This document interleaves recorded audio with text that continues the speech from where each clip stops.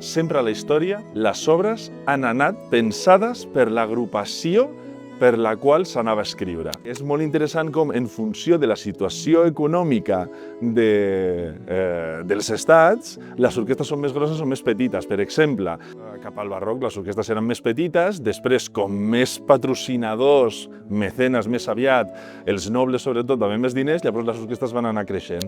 L'època de Mahler, que és abans de les guerres mundials, allà hi havia orquestres descomunals. Després, quan van arribar les guerres mundials, ostres, ja no tenim tants diners, llavors es va començar a escriure per formats més petits. Un cop vam superar les crisis de les guerres mundials, un altre cop havia diners i llavors van tornar les orquestres molt grosses.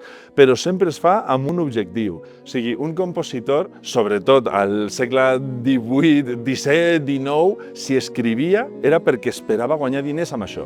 I llavors hi havia alguna institució que estava disposada a pagar i a tocar aquesta obra. Llavors el compositor ja sabia amb quina orquestra comptaria.